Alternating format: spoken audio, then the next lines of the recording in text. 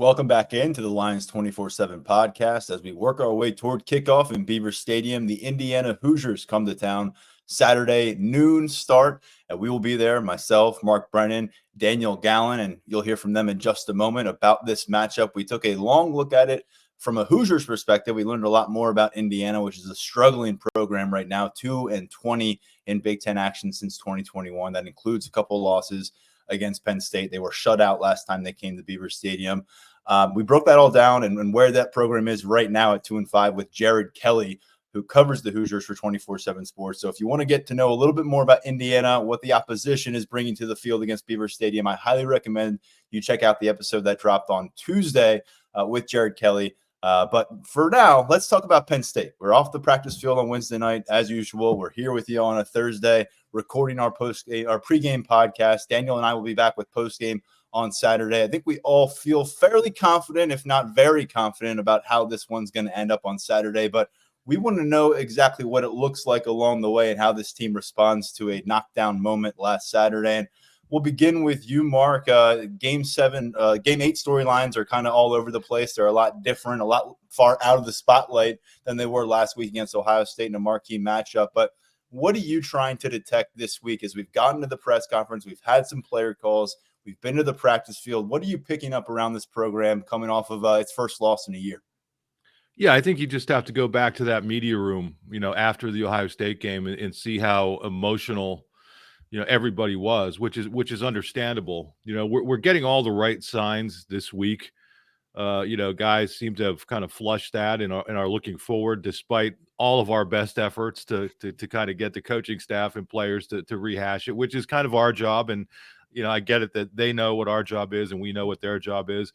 But where are they going to be emotionally, when they get out there for this game on Saturday? To me, that's the biggest thing. James Franklin said it on Tuesday that as difficult as that loss was, you don't want to let Ohio State beat you twice. I guess I would contend that I don't think there's much of a chance that that's going to happen this week, given the opponent. I would also say I kind of think from Penn State's perspective, it might have been better to come out of this thing facing a better defensive opponent, maybe like Maryland, who they're going to face next week, who's not great, but who's good enough. Only in the sense that I don't know that playing another one of these defensive patsies is what this team needs right now. People may say this is what you need to get better. I don't think that's the case. I think you've seen enough of these teams. So I guess my point, the way I look at this is, let's see if Penn State comes out of this thing and absolutely dominates from start to finish. To me, that's the key. I think the defense has what it takes to get that done. I don't know why they would be lacking any confidence coming out of the Ohio State game. On offense, though, let's see what the level of confidence is that they bring. And if they could finally get to one of these opponents that's overmatched and not mess around, just drop the hammer early, plow right through them, rush the ball against another terrible rush defense, and start to try to eliminate some of these questions. You're not going to eliminate them all against this opponent, no matter what you do. But a dominating effort would be key. So what am I thinking this week as they go through it? They're saying all the right things, but let's see what happens when you get into the game on Saturday. Let's get over to Daniel Gallen. And Daniel, you and I, and putting together our practice report, which we do on a weekly basis on Wednesday evenings, we both kind of reached the same conclusion without even talking about it. I noticed you wrote it in your notes and I did as well. Just kind of picked up, there was less noise around the practice field. There was no wasted conversation. There was no wasted movements. It was very workmanlike. And I mean, I don't know you never really know what you're going to encounter. And I'm sure they worked through a lot of those raw emotions by the time they got to the field on Tuesday. That's a Sunday, Monday kind of deal. But we're hearing the right things, like Mark said. I think James Franklin feels like they have responded in the right way. What are you gathering? I mean, we've talked to a bunch of players. We've seen them up close working for that 15, 20-minute span on the field. And we had Deion Barnes, an assistant coach. We'll talk about more from that conversation in a bit. But we had him about 45 minutes ago, an hour ago. So based on all that, are you positive or are you confident that Penn State's trending toward a rebound, or maybe that we're looking at a bit of a sleepy first half brewing in Beaver Stadium? When you talk about rebounding, I mean, you couldn't pick a better opponent on the Big Ten schedule for Penn State to try to rebound against. When you talk about really soft landings coming out of a loss like that, I mean, Indiana's a pillow right now for Penn State. But I think when you talk about what we saw at practice and what we've kind of heard this week, the real theme seems to be to move on. I think that that's a big thing that the players were talking to us about.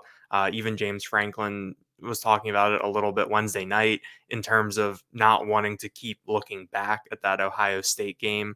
And, talking to Deion Barnes today, he was talking about, trying to teach lessons, and the big thing that after you learn a lesson, the big thing you have to do is move on.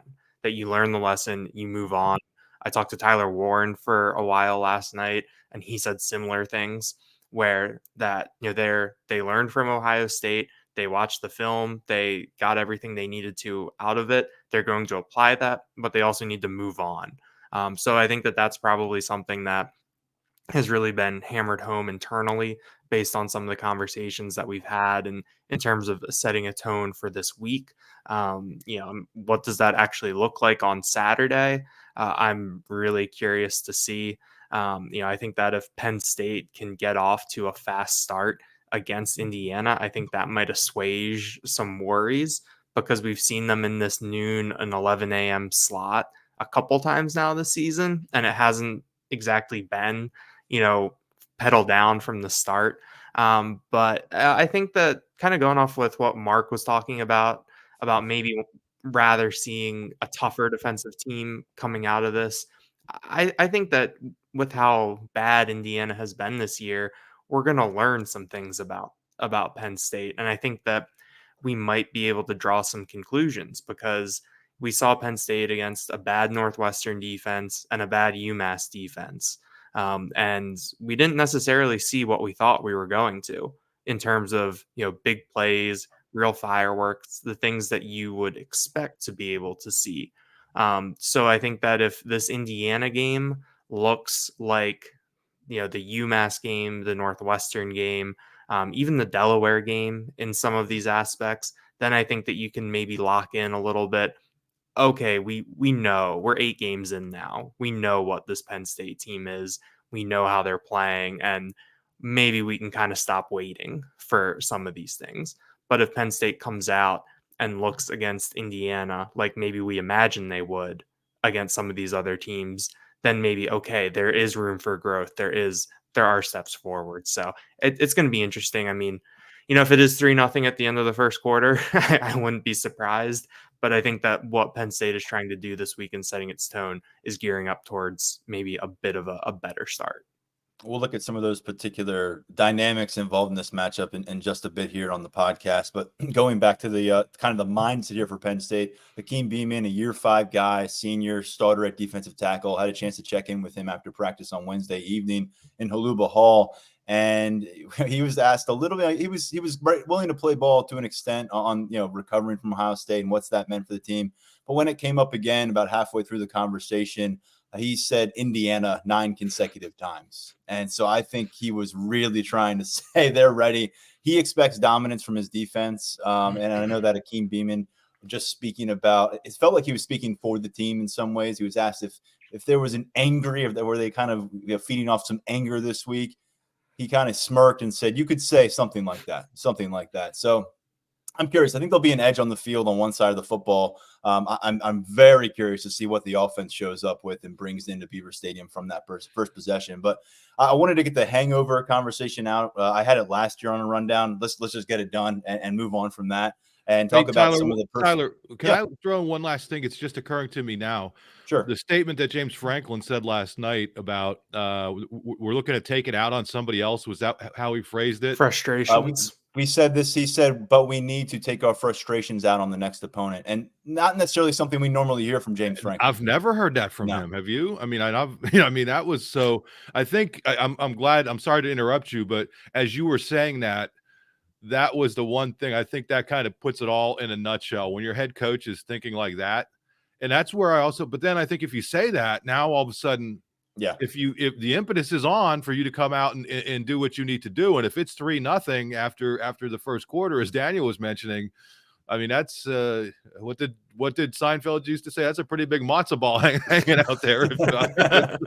Yeah, good point. Well, let's get to a few personnel notes here. Again, it doesn't feel like the kind of matchup where a starter or two could spell the difference or swing momentum so much where you're going to result in a win or a loss. But Chop Robinson, Amin Vanover exited early on the road at Ohio State last Saturday. Neither returned. We addressed Chop Robinson during that press conference and on our Tuesday podcast where James Franklin did not say it was, or he said it was not a long-term issue based on everything that he understood about the situation.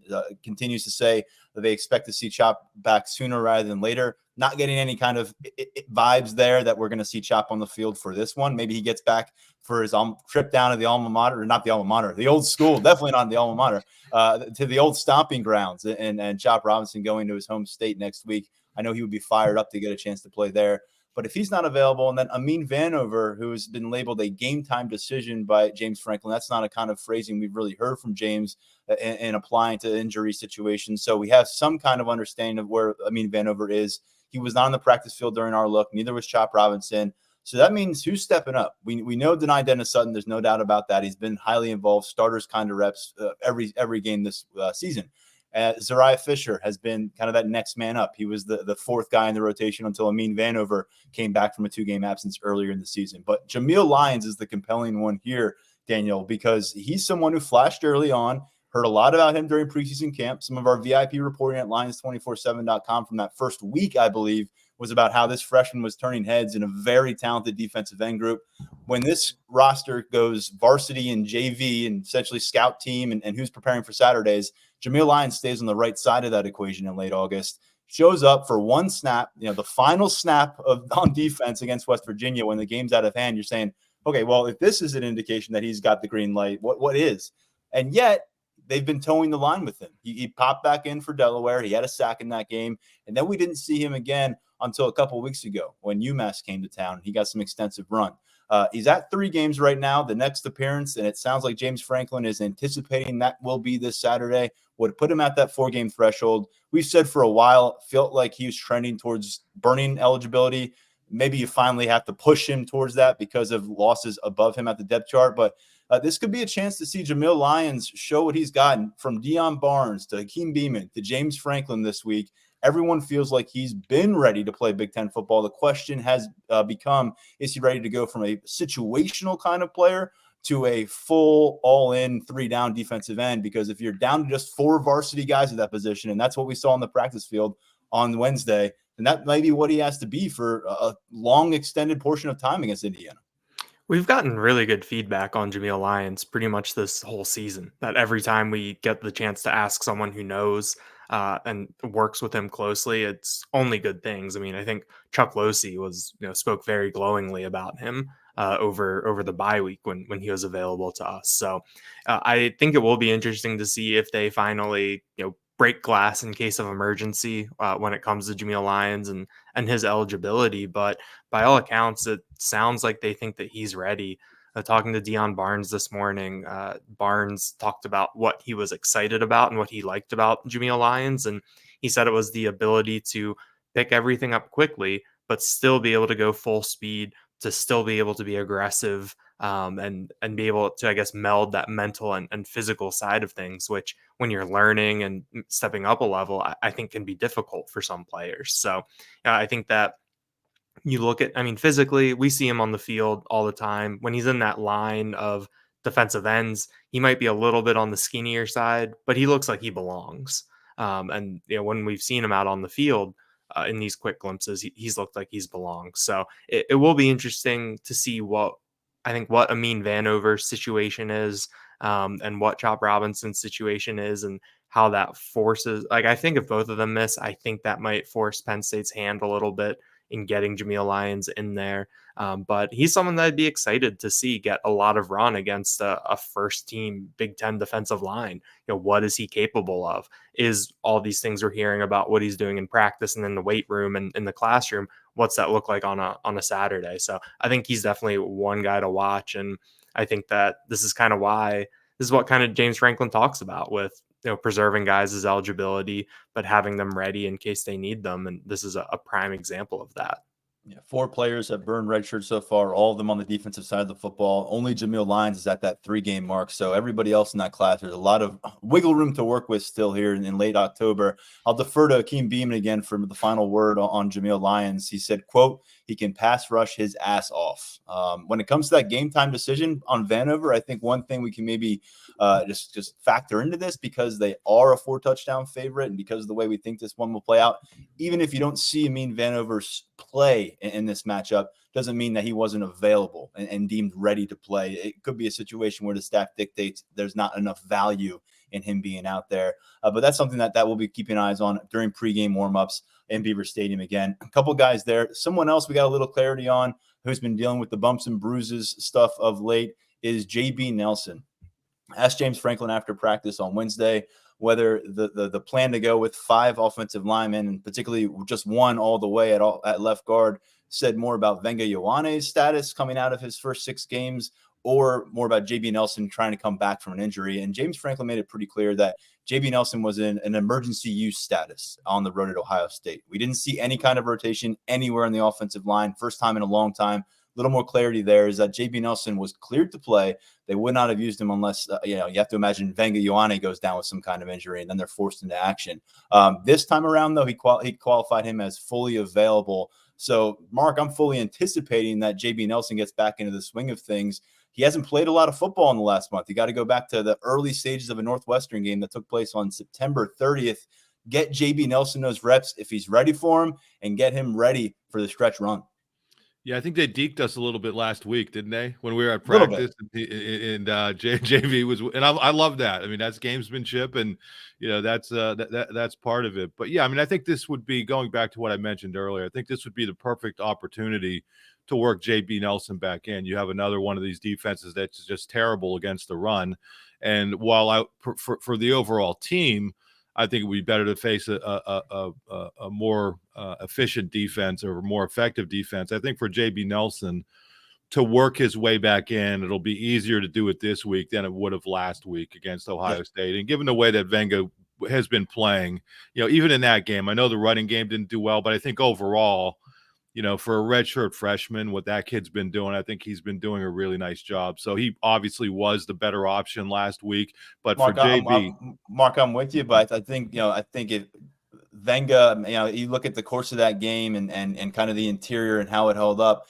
it was a little surprising that they just wanted to see what another look was, because Venga wasn't consistently beating his man, wasn't consistently locating that second level defender. So I think, to your point, he has been good, but I just don't know that 5-man group held up the way you would have hoped against Ohio State. Absolutely not. They weren't beaten down, but they didn't get the depth pieces. Yeah, I would say this though. And this could be when we talk about some other things. I thought they gave up on the run far too early in that game, and I think that came back to bite them. But my point about Venga is, no, not that he was dominating, but he can go out there and represent.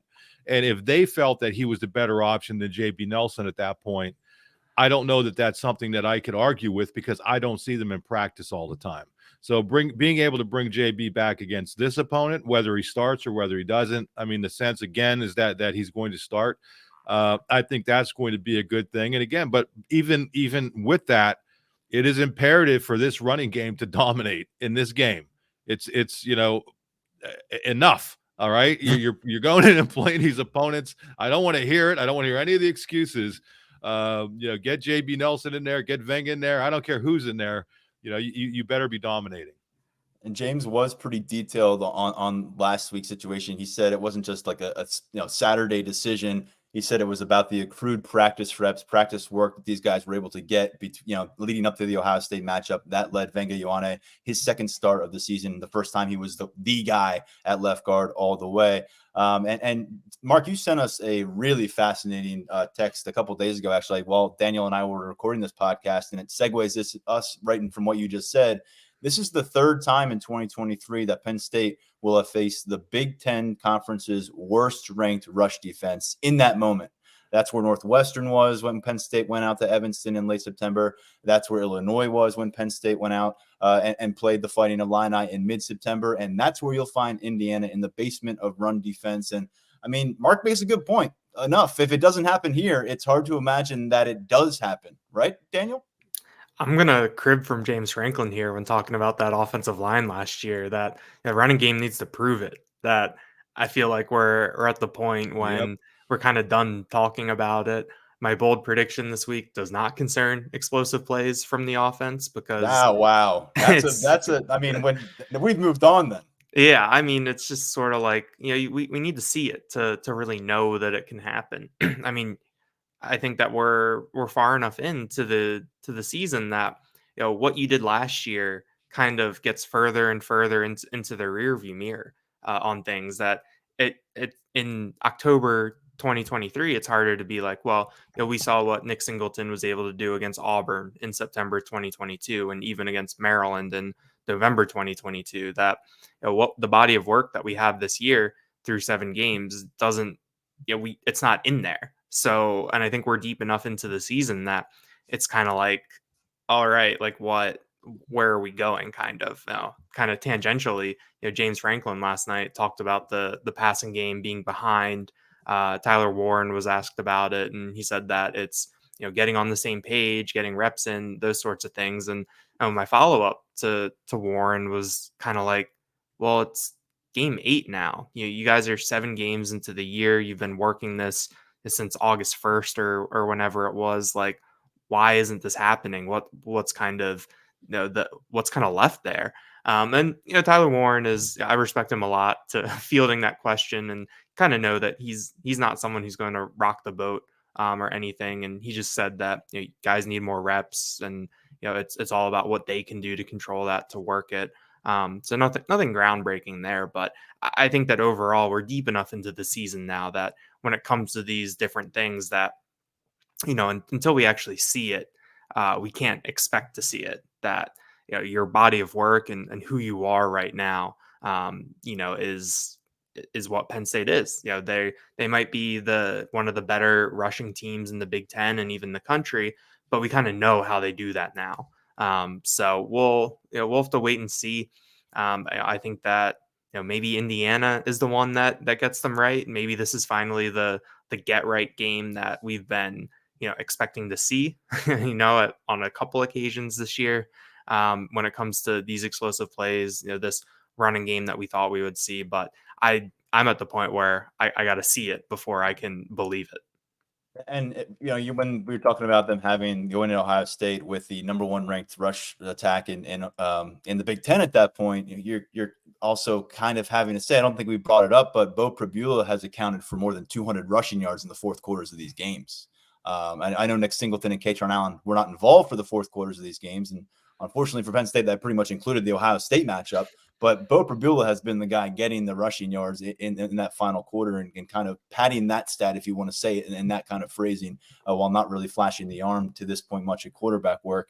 Katron Allen, he had 167 carries last year. He averaged 5.2 yards on those. This year, he has 87 carries so far. He's averaging 4.6 yards. Nick Singleton last season, 156 carries. He averaged almost 7 yards per attempt. This season, 98 carries. He's at 4.2 yards average. So, Mark, we'll table this conversation. We'll certainly pick it back up on the post-game podcast and whatever happens against Indiana.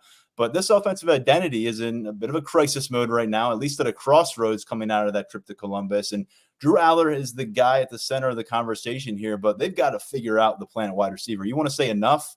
They've had the time. They've had all these guys except Carmelo Taylor and Dante Cephas on campus with them since January. They've had 15 spring practices. They had a preseason camp. They had the first half of the season. They had a bye week. They had a trip to Ohio State to reevaluate where they're at. And this is where I'm saying, who are you rolling out? You've got 60 minutes of football here. You're probably going to be leading by a bunch for most of it. Are you going to go say Dante Cephas, show us what you can do with 40 snaps? Are you going to say that to Amari Evans? What's the deal here? Because if you exit this game and you still don't have solutions, again, I'm having a hard time, Mark, buying that they're going to suddenly discover them in November. Yeah, I mean, Franklin seems to think that Harrison Wallace is some sort of proven talent, right? I mean, he keeps talking that way, and we saw it through 2 games, yeah, and we saw it a little bit last year, but we have not seen it this year. Now, granted, he was banged up, but I just don't know that he is that guy. So if I'm focusing on one person, it's going to be him. because we kept saying, and by we I mean me, that when he gets back, I think he's going to be able to be that capable number 2 guy. And in the meantime, I think when they played an elite opponent, I don't even think they had a capable number 1 guy. I mean, I think they have a guy in Keandre Lambert-Smith who has been most effective as a number 2 behind Parker Washington. And we really thought that he was going to take that next step, and he has to an extent, but then you get into the biggest game of the year and everybody disappears. So to me, they see something in Trey Wallace. They see something there that we're not seeing in games. And maybe this is an opportunity to finally get things to click for him. But it's got to be somebody, because you come out of that Ohio State game, and after the final quarter, I mean, it's looking to me as if their most effective receivers were Dante Cephas and Caden Saunders. Now, granted, those guys were playing against the defense that was backpedaling and keeping everybody in front of them, but at least they did something. And then I thought it was curious when you asked the question about the receivers on Tuesday, and Franklin kind of stopped you and said that Cephas was a starter. And I'm still not quite following what he was saying there. I mean, yeah, he turned to Greg Kincaid, the SID that we know so well, and kind of was looking for some confirmation on that. And I was kind of baffled by that too. I brought it to James. Well, prior to the final possession of that matchup, he had played and participated in maybe 3 or 4 total snaps, and maybe he was trying to say they consider him a starter, like they consider Drew Shelton, Venga Ioane. They say the same thing about Liam Clifford, even though. But you can't start 16 guys, and when you talk about the wide receiver spot, Mark, you can't label. I mean, Dante Cephas hasn't been in a starter's territory since Harrison Wallace came back, and that's where I'm wondering: does that change? Is there a calculated effort by this coaching staff, and particularly Marcus Hagans now, to get Dante Cephas more early work, or is it going to be until this one really gets out of hand? It's Keandre Lambert-Smith, it's Harrison Wallace, and unless they tap out, you can watch the football game. But James Franklin is one of the smartest people I know, and he remembers things. I mean, it's like unbelievable. And I think the fact when that came out, I'm like, what are? It seems like they don't even know what's going on at receivers. And I'm not suggesting that's the case, but there seems to be an element of confusion there that they don't even know who their top receivers are. By game. I mean, Malik McLean starts in your Big Ten opener, and he's got like 24 snaps in the last 3 weeks. Omari Evans, resurfaces and plays 40 snaps back-to-back weeks, and then he gets tucked away and doesn't play against Ohio State. It is week by week by week, and it hasn't worked. If it was James said, that'd be great. The first week of the season, they went 300-plus yards receiving in that room alone, and it's been the Keandre Lambert-Smith show with a supporting cast of rotating, to pretty much unproductive degrees. Right. So go back to what I said. They see something in Trey Wallace, right? And they're there. People are going to think I'm crazy, but these are good coaches.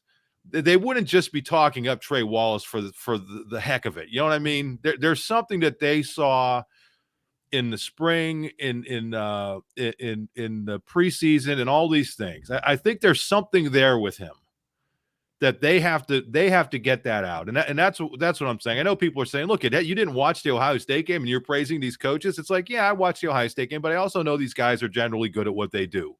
And if they're saying that Trey Wallace could be that kind of guy, I believe him. But now you got to pull it out of him in a game. You got to get him back to where he's able to do that in a game, and maybe this sort of opponent allows them to start going in that direction. Yeah, and just 2 things to finish up here and on Trey Wallace, because I want to make, we're not piling on the guy, but he has been presented by this coaching staff as the answer at receiver. I mean, that's just what it has been going back to the spring. Because Keandre Lambert-Smith, the way he finished last year, you felt like you knew what you were getting there. And after Parker Washington's injury, he really answered the bell last year. And I'll start with that.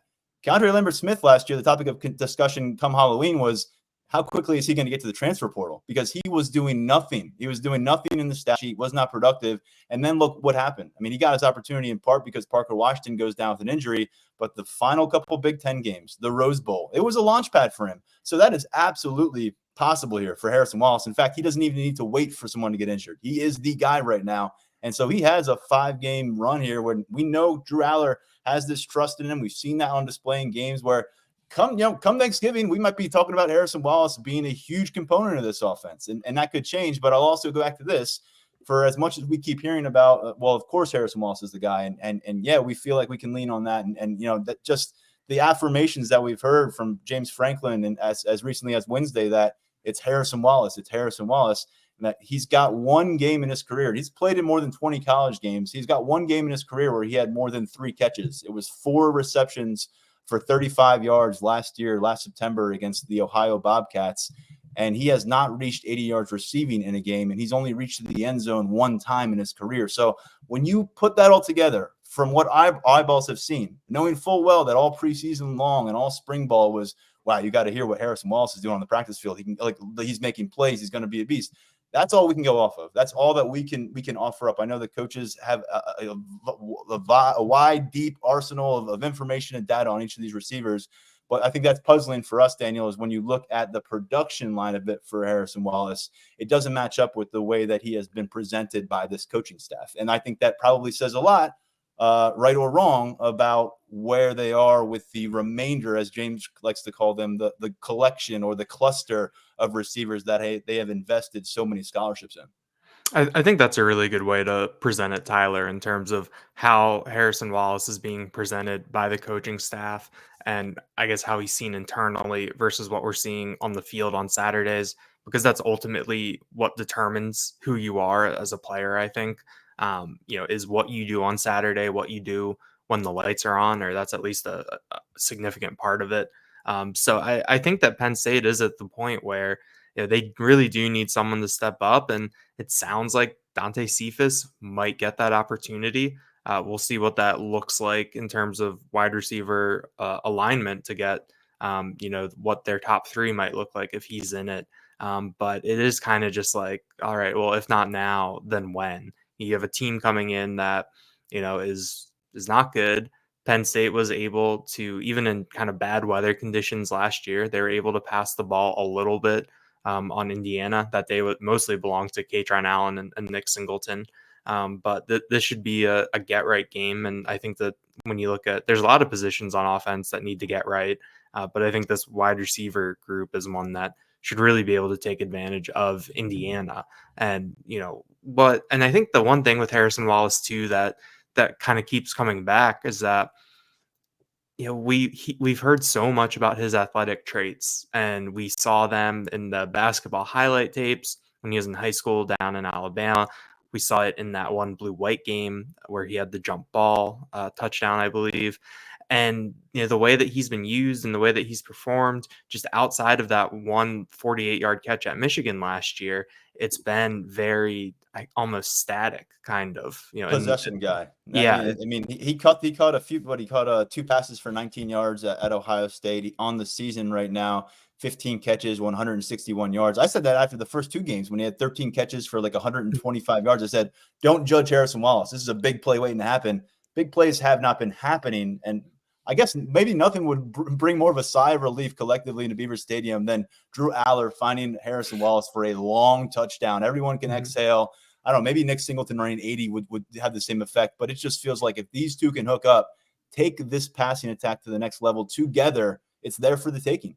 Exactly. And I think that you look at what Penn State needs on offense, and they need some guys that can make plays, and Harrison Wallace seems to check all the boxes. So it's kind of, what is holding this up? What needs to happen for Harrison Wallace to kind of make that graduation from possession receiver, who's been reliable, and we've seen that Drew Aller has trust in him. And I think that's something that we've heard too, is that Drew Aller really, really trusts Harrison Wallace. But that needs to translate into more, especially with the way that this team is playing, and the way that if Penn State can just get maybe even 2 or 3 more explosive plays last week against Ohio State, that game looks a lot different. So I think Harrison Wallace is someone that, as the season goes on, I think that he'll kind of maybe creep more and more into the spotlight in terms of, when examining different things and players who have stepped up, who haven't, where they are in development. I think that he's someone who could end up with a lot of attention coming down the stretch. Let's talk about some other players to watch. I mean, we covered so much ground on offense that we think we all understand where the defense is coming out of this one. But where do you guys kind of focus in here individually when we look at this matchup? We're going to talk recruiting in just a bit with Tyler Calvaruso because, as usual, a home game represents a recruiting opportunity. But in our final few minutes here, we'll begin with you, Daniel. Penn State player that you think could be a focal point going into this matchup one way or another. I'm going to go with Adisa Isaac here. We just got off the call with Deion Barnes, and Deion Barnes is really complimentary of the job that Adisa Isaac has done this year in terms of being a good pass rusher, but also being good against the run and really, really taking a leadership role and stepping up in that area of the defense. And you talk about coming off of a pretty gutting loss, and then you look in that position room and you could potentially be down two of your top 5 guys there. I think you look at who's at the number 1 spot, and I think you can make the case that Adisa Isaac and Job Robinson are 1A and 1B. But for this exercise and this framing, you look at Adisa Isaac as the team captain, the veteran, the guy who's been here for a while, and for the past calendar year has been playing really, really good football, and is, maybe playing himself into being a day 2 draft pick in April. I think that this is a really good opportunity for him to step up, to make an impact and set the tone for a defense that could be a little bit shorthanded up front. So I think, in terms of trying to look at the defense after that big offensive conversation, I think Adisa Isaac is someone who could play a very important role on Saturday. He's got 5 tackles for loss, I think, in the last 2 weeks. He's been on a roll, looking really good. Mark, where do you land on this pick? I'm going to go with, man, we talked about earlier, JB Nelson. I think I agree with you, Tyler. I think the best iteration of this offensive line involves JB Nelson, but I also think there's a domino effect that if he's starting, you're able to have Venga Ioane playing backup at both guard spots, and then maybe you are able to do a little bit more rotating and mixing and matching. Again, to me, this game, I don't really care what they do with the passing game. Yeah, it would be great to get Harrison Wallace going, but I think for Penn State to be what it wants to be, you can't be playing Ohio State and have minus 21 rushing yards in the second half. Just can't happen. And I think this game, with a healthy JB Nelson against a defense that has really struggled against the run, I think JB, as tough as it may be for a fan to keep your eyes zeroed in on that offensive line, watch JB. Let's see what he's able to do, and let's see if he's able to help open up some bigger rushing lanes for these running backs. Like Daniel, I was initially going to go with a defensive lineman for this pick. I think Zane Durant is maybe another game or two in a good big-time game away from really establishing himself as a player to watch when it comes to conference awards and being an all Big Ten kind of competitor this year. He has been really gaining a lot of steam. They love what he's doing. But I'll pause on that, and I'll just go with Drew Aller, and for reasons that are beyond the box score, because to Mark's point, I don't think another 4 touchdown performance, 70% completion rate at home in Beaver Stadium is going to say, well, he's ready to take on Michigan now. But you just want to see his feet back underneath him. Last time we saw him, he was kind of gut checked in a way that I don't know if he had ever been checked. I know he talked about the final loss on his high school field, and that's painful in a certain way when you're separating from your longtime friends and teammates. But when you're exposed into you put in there an exposure situation against Ohio State in a national platform, and the results were what the results are. And all of a sudden, all these Penn State fans that have had your back and been pushing you, and God forbid he checked social media, it wasn't the same dynamic. So there could be a lot of room for distraction, for self-doubt here for Drew Aller. And this is one of those key tests. We've been saying it for a long time. They're not going to go perfect with Drew Aller as their quarterback. There's no perfect quarterback who's going to run through college and not have any adversity. And we found it here in October in Columbus. And I just want to see how he dials it up. Does he look like he's back in command, in control of this offense? Does it feel like this identity crisis of sorts is moving out of that and into the right direction for Penn State, going on the road at Maryland, then back home against Michigan? Because I think from a mechanical standpoint, things got awry for him on the road in Columbus in a way that we haven't seen.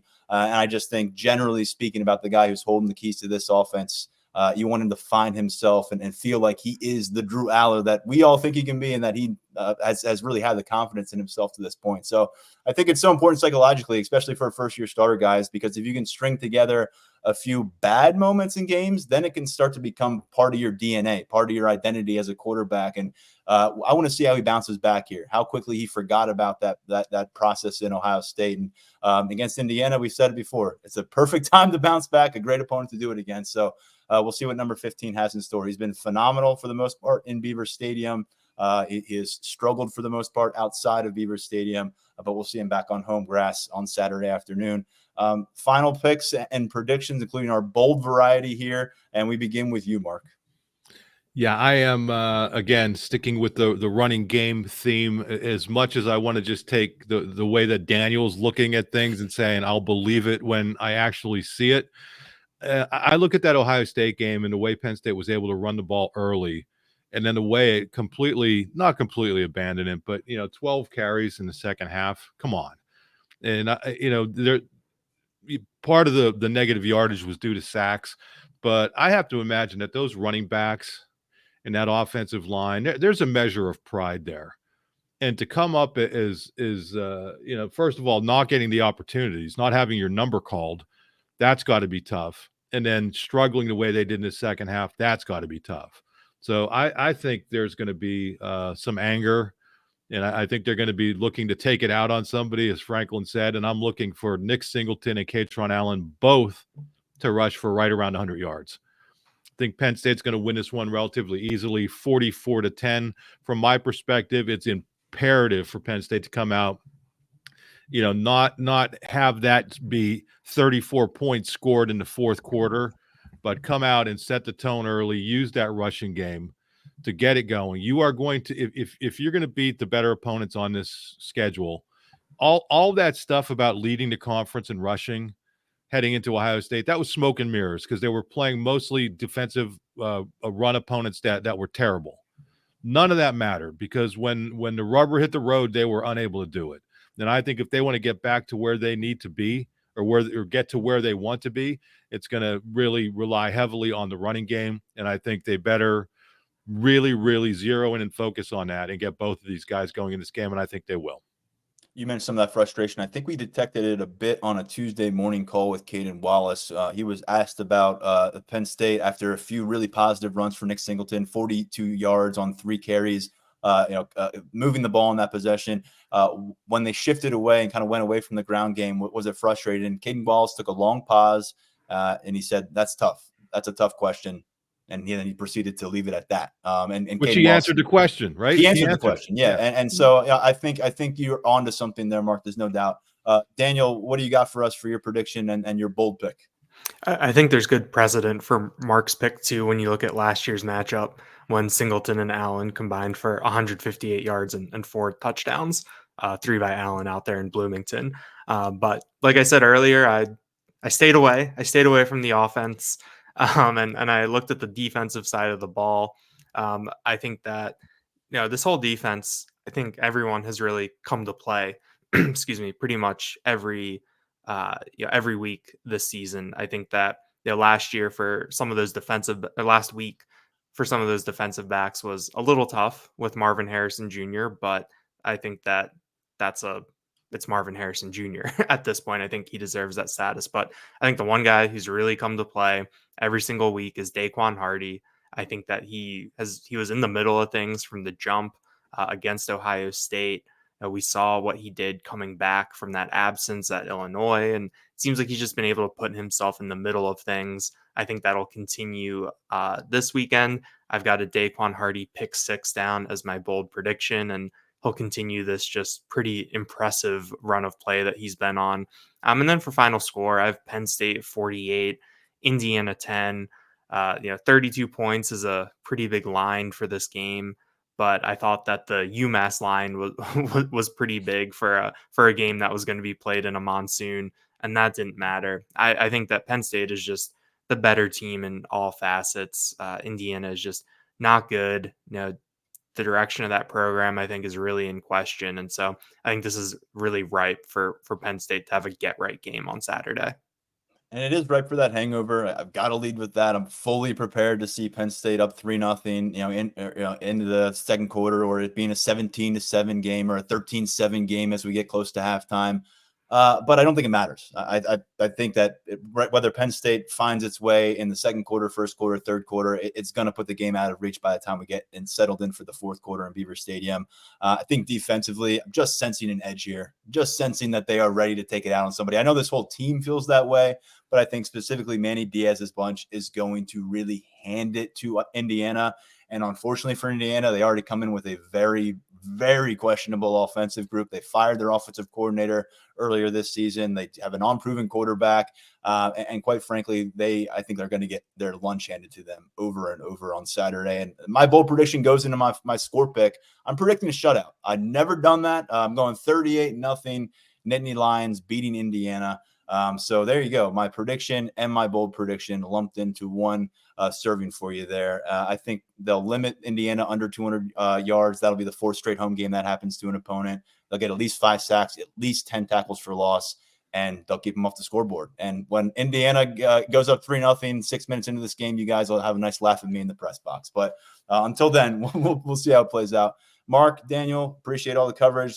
Daniel just has a bunch on the Dion Barnes conversation that we just came off of at Lions247.com, breaking down what the defensive line coach had to say about his unit. We've got a lot of player perspective. Our predictions are also up on the site. Some of our friends joined us in those as well. We'll have our depth chart, a projected depth chart up today, pregame notes, just a bunch happening right now, and recruiting as well, as we'll discuss with Tyler. But Mark, Daniel, talk to you real soon, and I'll see you on Saturday. Thanks, Tyler. Sounds good. Tell Calvaruso to stick to recruiting and not fashion advice, because he doesn't know what he's talking about, and he'll know what I'm talking about. Will do. Check your text.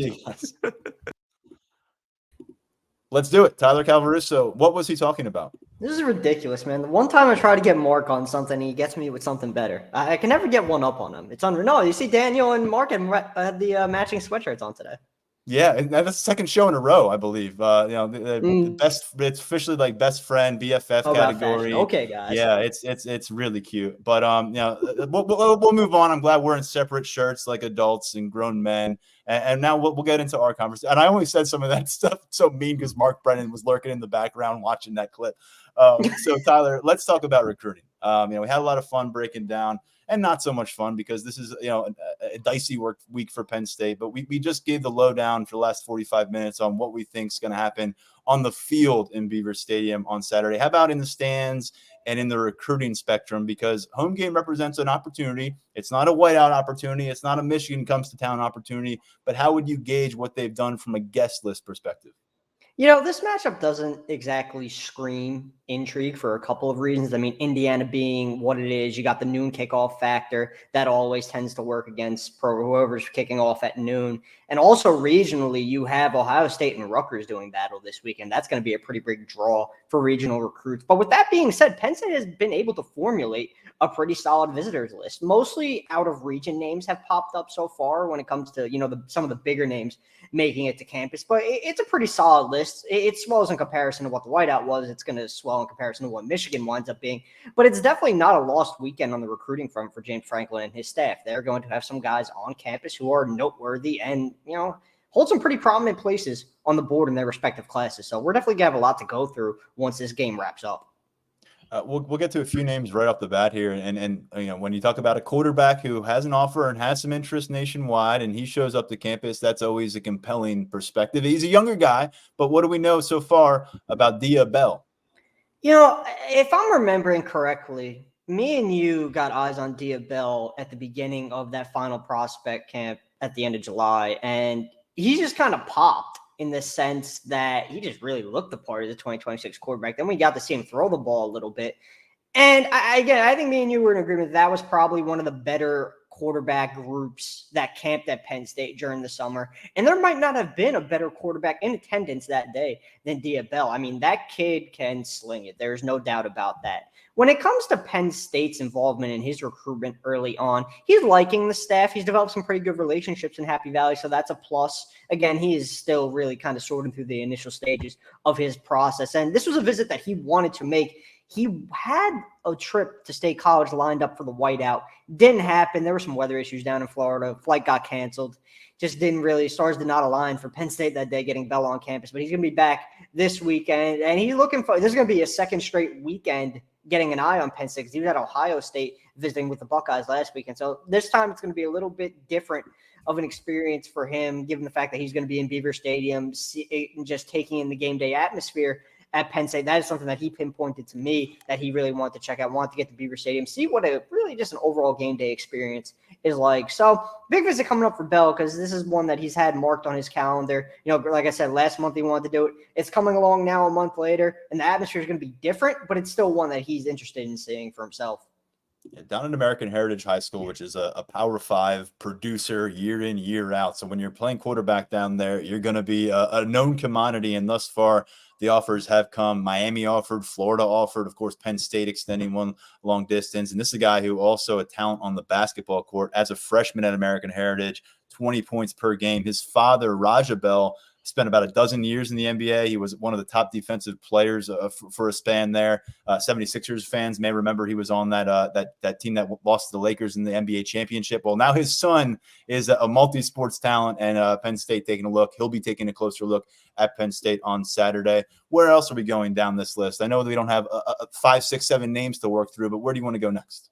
We don't, but we might as well stick in the Sunshine State with top 24/7 wide receiver Nashon Montgomery out of the 2025 class. He is, I mentioned, some guys being on campus this weekend who are in prominent places on Penn State's board at their respective positions, and Montgomery is one of those guys. And there's been a lot of talk about Penn State's wide receiver room recently, and we talk about the level of talent and bringing in guys who could be potential difference makers and really compete at a high level in the Big Ten. I think Montgomery is one of those guys. Like I said, we got him in the top 24/7.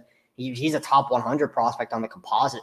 I believe he could do a lot of good things at wideout. Good hands, good speed, good route runner. So he was last on campus in April for the blue-white game, had a good visit. Another guy who got eyes on Penn State last weekend because he was at Ohio State. So he's kind of in the same boat as Diabell in that regard. And Cardinal Newman High down in West Palm, they're on a bye week this week. So Montgomery's getting the chance to make it up to campus, and another opportunity for a recruit from Florida to take in a Penn State game day experience. I got the chance to catch up with Montgomery for a little bit this morning. He told me he's been here from the Penn State staff a lot, likes Marcus Hagan. So good relationship seems to be forming there. And that kind of seems to be a trend with some of the 2025 wideouts I've been able to catch up with. There seems to be a pretty overall liking to Hagan. So I'd say the Nittany Lions are trending in the right direction recruiting at that position. But yeah, Montgomery going to be in town. Looking forward to see what comes of this visit because he is interested in what Penn State has to offer, offensively. I think he likes their system based on my conversations with him. So when it comes to the 2025 visitors for this weekend, I would put Montgomery at the top of the list probably as the most important. Yeah, top 20 guy from a state that, you're not going to have a lot of access to Penn State games. So you don't know if this will be your one shot to really impress and get him back again. But he's got, the big three down in Florida have all offered him. He's got Georgia. He's got Michigan, Ohio State. So you want to talk about a known commodity and a coveted commodity in that 2025 class as a sophomore. This guy's that top 20 prospect at the position right now. And let's go long distance again because another player making the trip up from the south. And fortunately for Penn State and for all of us, it looks like it's going to be beautiful weather on Saturday. I think in the low 70s. It's going to be in the 40s come Halloween. But you're getting some of these guys up from the south for a nice weekend, and Montrez Walker is among them. This takes us to the defensive side of the football, a linebacker out of Buford, Georgia. Yeah, former Michigan commit who's now back on the market. I got the chance to catch up with him earlier this week, and he was really telling me that had he not committed to Michigan back in, I believe it was February, is when he initially committed to the Wolverines, backed off that commitment in early September. And he was saying that if it wasn't going to be Michigan at that point, it was going to be Penn State. And one of the reasons why it wasn't Penn State at that time really had to do with the fact that his parents did not join him on campus when he visited for a junior day in January. That visit was all him. That is not going to be the case this weekend. I believe his whole family, members of his family are making it out with him. So it's going to be an overall visit for Walker and his family. Walker's a guy who has been hearing from the Penn State staff with regularity. I think they're still sorting through that 2025 linebacker board. You got DJ McClary on board already, and there are a bunch of other elite linebackers still available for Manny Diaz and company. I mean, a lot of local guys too in that regard. You know, Anthony Sockin and Cam Smith down at St. Joe's Prep come to mind right off the bat. You got TJ Alford, who's in Florida, as well as a top 100 backer that Penn State really, really likes and would like to get him to campus at some point this season. So you kind of have to see where Walker fits in that picture when it's all said and done. You know, he's a little bit on the shorter side as a linebacker, so that's something that needs to be looked at and, you know, discussed. But he is someone that he's on the board for Diaz and company. He's been hearing from the staff, and he's looking forward to getting back to campus. Walker, as you said, a guy who committed to Michigan, but he has a lot of, you know, he could go in a lot of different directions on Saturdays here. Florida, Florida State, Illinois, Louisville, LSU, Miami, Michigan State, Ohio State, Ole Miss, Purdue. I'm just working my way, and I'm getting tired of reading these names. But you go down and 30 offers right now as a sophomore. So, look, it may not be the deepest stocked list that they're going to put together here in 2023 for a game. It certainly isn't. But when you look at some of those top talents at the top of this list and where they're coming from, there's some potential here, man. I got to say, coming off of a disheartening loss against Ohio State, knowing that the Indiana game doesn't generate a lot of buzz annually, and knowing that a noon game on a Saturday is going to help your case in a lot of instances. When you were starting to confirm some of these, and I know you've got the confirmations continuing to come at Lions247.com, and I saw some of these marquee headliners from far beyond the region, you know, it certainly grabbed my attention. Yeah. And like I said, you know, with most of the regional poll this weekend being towards that Rutgers-Ohio State matchup, it seems. And, you know, obviously you got elite guys in the region getting out to other campuses as well, because there are a lot of really good games this weekend that, quite frankly, just trump Penn State, Indiana from an intrigue perspective. I mean, that matchup kind of is what it is. But, again, Penn State, this is kind of an opportunity to get some guys from out of the region on campus. You really prioritize them heavily. That's what they're going to be able to do.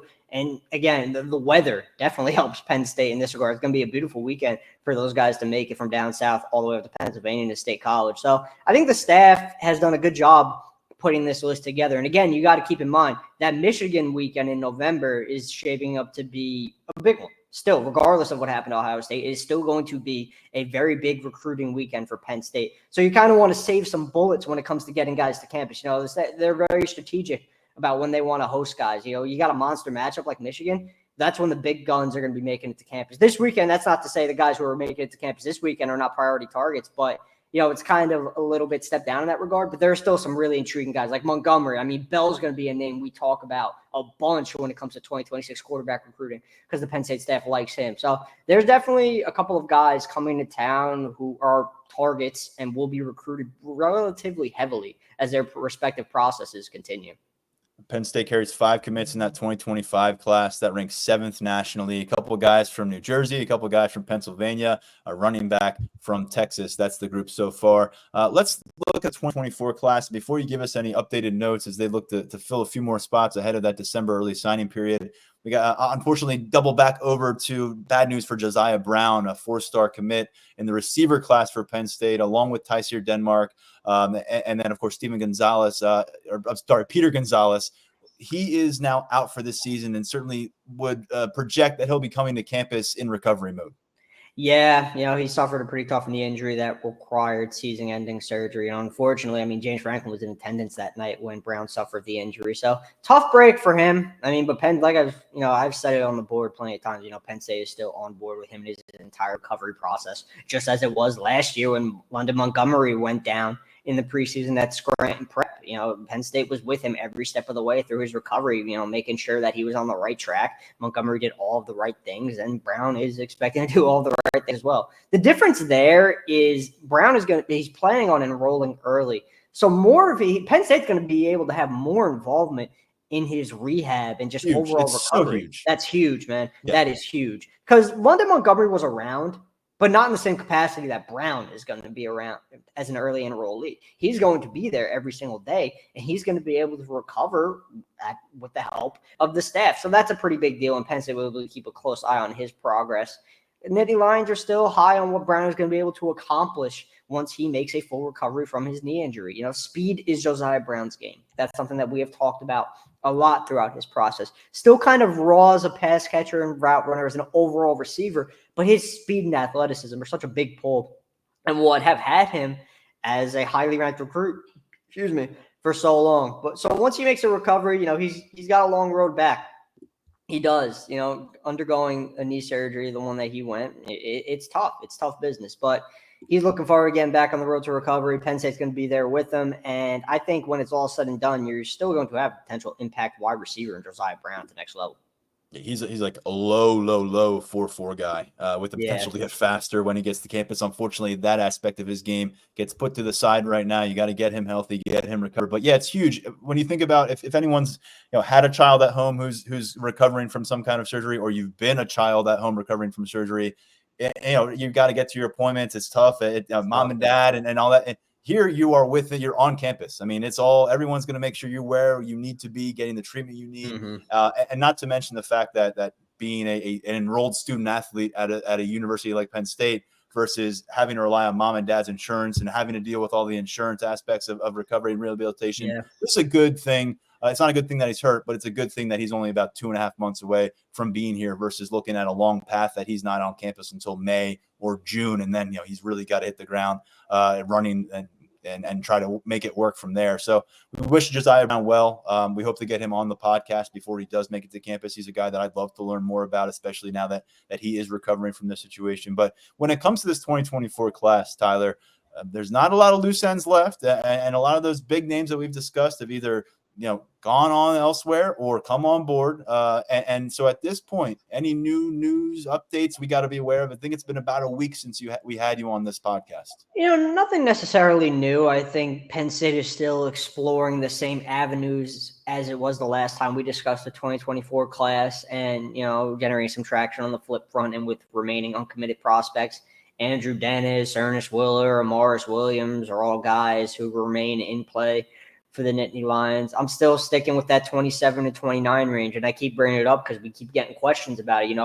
How big do we think this class is going to be when it's all said and done? I do think they have the ability to get to 27, sitting at 25 right now. I still just have a feeling that Penn State has enough juice to generate a flip somewhere along the line before the early signing period. And I should mention wide receivers, another position as well, that Marcus Hayes continues to work the flip front. Cam Coleman is a name that we've talked about a bunch. I'd still consider that, a long shot. The Texas A&M, 5-star Texas A&M commit, elite prospect. Penn State's hoping to get him to campus for an official in December, but is it going to happen? We're just kind of have to wait and see. I think it's. And let's face it. Right now, they're not really doing a lot to throw open a door for a receiver prospect. I mean, if a team wants to negatively paint Penn State, it's pretty easy. They can point to the stat sheet and say, "Are you sure you want to go there?" So it's not from a position of power in that regard right now. You'd hope, as we had said, if the passing game clicked early, it maybe elevates you and gives you a bit of a chance to go flip. Maybe a 5-star talent. I just think it's a tough sell when that's not part of your case. The tangible evidence of what you're doing with big-time receiver talent, with the big-time quarterback on the field thus far this season. It's definitely a tougher sell, and as right as you are, these coaches, they have the ability to flip narratives in their favor when it comes to. They do. They do. So you have a situation like the one Penn State is in right now. You go to a top-tier wide receiver recruit and be like, "Hey, look, if you were out here with us right now, be a hell of a lot different of a story." So coaches are the missing piece. You are the missing piece. Yeah, exactly. I know where you're coming from. There's two ways to view it on the recruiting trail. There always are. Yeah, it's a two-way street, and that's why those guys make what they make. So, that's an avenue that Penn State has to explore when it comes to his pitch to wide receivers moving forward. Again, Hagans, I think, is in a good spot right now with his 2024 and 2025 recruiting. You got to keep in mind when it comes to this 2024 recruiting class and Marcus Hagans. I mean, he's going after guys he didn't know at this time last year. He's had to form many relationships on the fly. It's not like Deion Barnes, who, granted he had to step in to that on-field position, already knew a lot of the guys on the defensive line board because he played such a big part in formulating it when John Scott Jr. in town. Hagans kind of had to come in and not necessarily start from scratch, but set things up his way, align the board based on what he is looking for out of a wide receiver. So there were a lot of, elements to that early in Hagans' tenure, and he has done a good job of forming relationships with guys and getting Penn State involved with guys who we, quite frankly, just didn't really have a chance at while Taylor Stubblefield was on campus. So I think Hagans deserves a little bit of credit in that regard, but it is a results-driven business, so we're going to have to see what exactly he accomplishes. I continue to look at it as let 2025 be the real barometer for Hagans. I think that's going to be a good indication of what he might be able to accomplish as a recruiter at Penn State. And I think right now he's done a really solid job and things are heading in the right direction. But again, we got to see what Penn State gets when it's all said and done. As we referenced earlier, 3 guys on board in that receiver class for the 2024 group. It's Peter Gonzalez, Tyseer Denmark, and then Josiah Brown, who we just covered ground on. They only brought in 1 freshman scholarship receiver here in 2023 in the speedster Carmelo Taylor, who has worked with the scout team thus far. Of course, bringing in a couple of college veterans in Kent State transfer Dante Cephas, Florida State transfer Malik McLean. Both of those players have eligibility available in 2024. So keeping tabs on the receiver spot, but acknowledging that this group, I'm looking at the group of commits, 25 guys in the class, number 14 overall, but it is front loaded a bit when you look at our ratings at 24/7 Sports with offense. The top 5 guys are on the offensive side of the football. Luke Reynolds, number 29 in the rankings. He's a tight end. Quentin Martin, number 81 in the rankings. He is a running back. Ethan Grunkemeyer, number 99 in our rankings, quarterback. And then Liam Andrews. We've got him listed as an offensive tackle for some reason still here. He, of course, is now a defensive lineman. That tripped me up. But you've got to go 4 deep before you get to the first defender. And Liam Andrews is the name you get to there, New England defensive lineman. And then the next guy up on that defensive class is John Mitchell, cornerback out of Florida, and just feels like a guy that we haven't discussed enough here, Tyler Calvaruso, because of him committing pretty quickly, him committing back in the spring. It's got kind of buried over the course of this recruiting class as more guys have come on board, and there's been players from the region. But he is a highly rated component of this class. He continues that successful pursuit of cornerbacks nationally that Terry Smith has been able to accomplish. And you spotlighted him. You've got a commit spotlight series going on at Lions 24/7 during this season. He's the latest guy that you put that spotlight on. What stands out about John Mitchell as Penn State's set to lose some very impressive talent at cornerback coming out of this season? It's kind of ironic that one of Terry Smith's top targets for the entire cycle is a guy who tends to get forgotten about, right? It's not one of those things that is typical of not only a top cornerback target, but a top 24/7 cornerback at that. I think just a lot of that has to do with, and you mentioned the regional aspect of everything as well, and guys coming on board after Mitchell, so many coming on board after Mitchell. But he's just a quiet kid, great kid, but a really quiet kid, doesn't really promote himself, not big on social media. So guys like that, you kind of tend to forget about them a little bit, but from our perspective, we're definitely not forgetting about them because they are high-level prospects, and Mitchell is one of them. He was one of those big risers in that 2024 recruiting class in the latest top 24/7 update. I believe he made almost a 100-spot jump. Luke Reynolds and Ethan Grunkemeyer stole the headlines in that update, but John Mitchell made a pretty big jump as well, and he's having a standout senior season at Mandarin High down in Jacksonville, earning some all-district honors as recently as this week. So he's been getting the job done.